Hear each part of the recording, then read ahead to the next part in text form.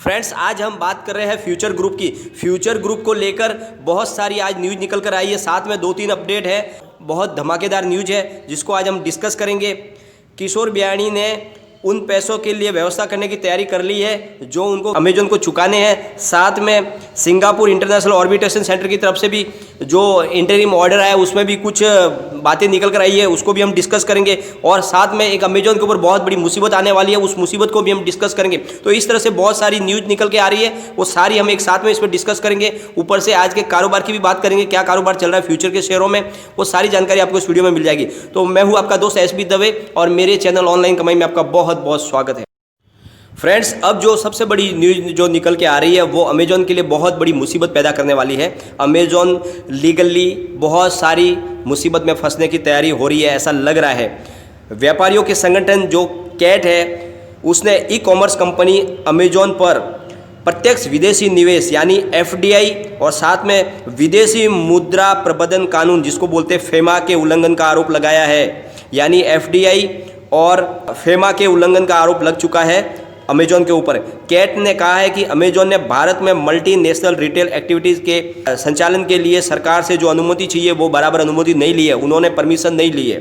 Cat के महासचिव प्रवीण खंडेलवाल ने बुधवार को एक प्रेस कॉन्फ्रेंस में सबके सामने कहा है, बहुत सारे जो डॉक्यूमेंट बता रहे हैं कि अमेजॉन ने इंडिया में लगभग 35,000 करोड़ का इन्वेस्टमेंट किया हुआ है जो ई कॉमर्स मार्केट प्लेस है।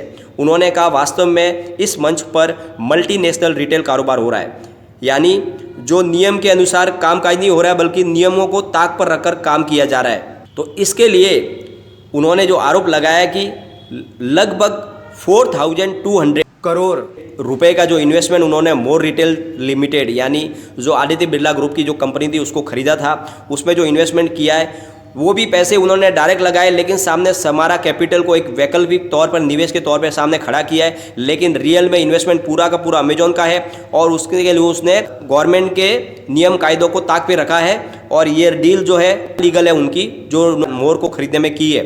तो इस तरह से वो धीरे धीरे इस मामलों में फंसने लगा है। वही अमेजॉन ने फ्यूचर कूपन प्राइवेट लिमिटेड में जो 1,430 करोड़ का जो इन्वेस्टमेंट किया है, लेकिन वास्तव में फ्यूचर रिटेल लिमिटेड एक बहु ब्रांड खुदरा कंपनी है, यह एक नियंत्रित निवेश है। खंडेलवाल ने कहा ये सभी फेमा नियमों का उल्लंघन है। तो जो उन्होंने इन्वेस्टमेंट किया फ्यूचर कूपन के अंदर वो फेमा के नियमों का उल्लंघन किया गया है।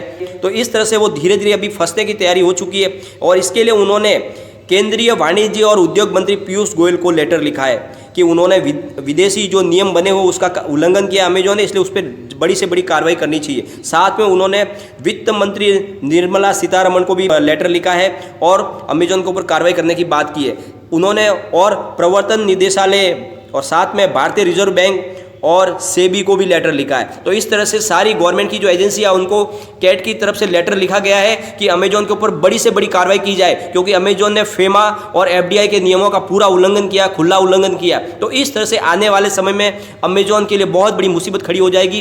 तो इस वजह से हो सकता है अभी उसे सेटबैक लेना पड़ेगा। उसको पता चल चुका है कि अगर ये डील के अंदर और उसने अड़ंगे लगाए तो आने वाले समय में उसके ऊपर बहुत बड़ी मुसीबत खड़ी हो सकती है। हो सकता है उसे हिंदुस्तान से कारोबार भी समेटना पड़े। तो इस तरह से आने वाले समय में अमेजॉन के लिए मुसीबत खड़ी होने वाली है।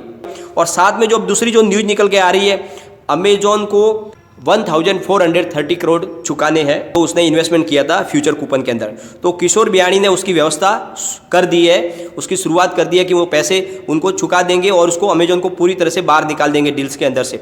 तो इसके लिए पिछले दिनों जो न्यूज़ आई थी उन्होंने 1,000 करोड़ की तो व्यवस्था करके अलग अकाउंट में डाल दी है। अब उन्होंने 350 करोड़ का लोन लिया है अलग अलग बैंकों से जो अपनी पर्सनल गारंटी के ऊपर लिया है।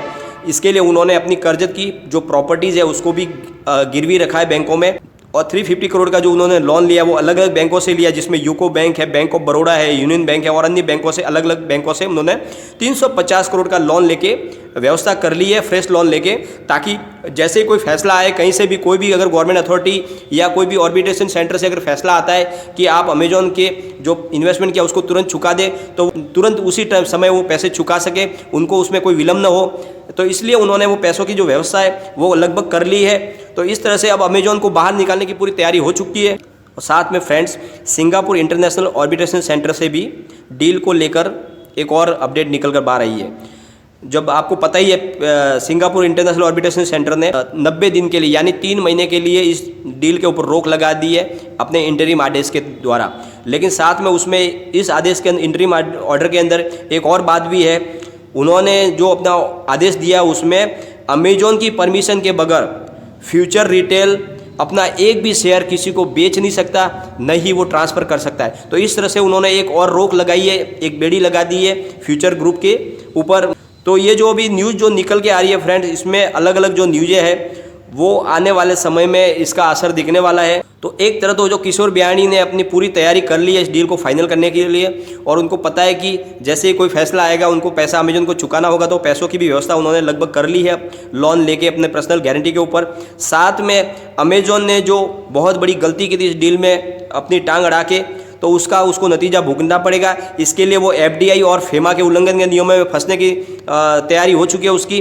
तो इस तरह से अब व्यापारी संगठन कैट ने है जो अपनी गवर्नमेंट की एजेंसियों को दरखास्त की है कि अमेजोन के ऊपर कार्रवाई करे, सख्त से सख्त कार्रवाई करे, क्योंकि उन्होंने FDI और फेमा के नियम का उल्लंघन किया है। तो इस तरह से अब अमेजोन के फंसने की तैयारी हो चुकी है, और आने वाले समय में और जो भी अपडेट होगी फ्रेंड्स आपके साथ मैं शेयर करूंगा। आज के ट्रेडिंग की बात कर लेते हैं। फ्यूचर ग्रुप के शेयरों में क्या ट्रेडिंग हो रही है, क्या कामकाज हो रहा है। अभी 12:30-1 बजे के बीच का टाइम है, वॉल्यूम बहुत कम हो रहा है शेयरों में। फ्यूचर रिटेल की बात करें तो 69.95 पर ट्रेड कर रहा है शेयर, 0.14% डाउन है, यानी लगभग फ्लैट ही कहा जाएगा। अभी फ्यूचर रिटेल के शेयर में न गिरावट है न इसमें तेज़ी है। ऐसा माहौल बहुत 2-4 दिन से चल रहा है, क्योंकि लोगों ने अभी इसमें सेल और बाय करना बहुत कम किया है, क्योंकि अभी तक सामने क्लियरिटी नहीं आ पा रही है। फ्यूचर लाइफस्टाइल की बात करें तो 74.95 पर करीब 0.67% अप पर ट्रेड हो रहा है, यानी यहाँ पर भी लगभग फ्लैट पोजीशन ही है। फ्यूचर सप्लाई चेन की बात करें तो 82.20 पर करीब 0.89% अप पर ट्रेड हो रहा है, यानी लगभग 1% अप पर ट्रेड हो रहा है। यहाँ पर भी पोजीशन लगभग वैसी ही है। फ्यूचर कंज्यूमर की बात करें तो 7.10 पर करीब 1.43% अप पर ट्रेड हो रहा है, यहाँ लगभग 1.5% अप पर ट्रेडिंग हो रही है। फ्यूचर इंटरप्राइज की अगर बात करते हैं तो 9.10 पर करीब कल की क्लोजिंग पर ही शेयर ट्रेड कर रहा है, यानी इसमें न गिरावट है न अभी बढ़त है, वही रेट ट्रेडिंग है जो कल की थी। हाँ, इसमें दिन में ज़रूर थोड़ी सी तेज़ी दिखाई गई थी, ये करीब 30 तक गया था, 9.30 तक हाई में गया था, लेकिन फिर से ये नीचे आ गया और अब ये कल की क्लोजिंग पर ही ट्रेड करा है। तो इस तरह से जो फ्यूचर ग्रुप के सारे शेयर हैं उसमें ट्रेडिंग अभी फिलहाल रुकी हुई है, ज़्यादा इसमें मूवमेंट नहीं है, ज़्यादा वॉल्यूम नहीं है, क्योंकि पिक्चर अभी तक बिल्कुल क्लियर नहीं है। लेकिन आज जो अभी न्यूज़ की जो अपडेट है वो इसमें आगे तेज़ी ला सकती है। फिलहाल जो है लेटेस्ट अपडेट जो भी नहीं आ रही है वो इस डील के फेवर में है। साथ में अमेजोन के लिए मुसीबत खड़ी होने वाली है, एक एक करके सारे लोग फ्यूचर ग्रुप के फेवर में आ रहे हैं। और ये जो नई अपडेट आई है ये बहुत बड़ी अपडेट है। अगर आप कोई भी इन्वेस्टमेंट करते हो तो अपने फाइनेंशियल एडवाइजर से एक बार एडवाइस ले ले, या अपना खुद का रिसर्च करें स्टॉक के बारे में, क्योंकि मैंने वीडियो आपके एजुकेशनल पर्पज़ के लिए ही बनाया। वीडियो पसंद आए तो लाइक शेयर जरूर कीजिए और चैनल को सब्सक्राइब कर दीजिए। Thank you.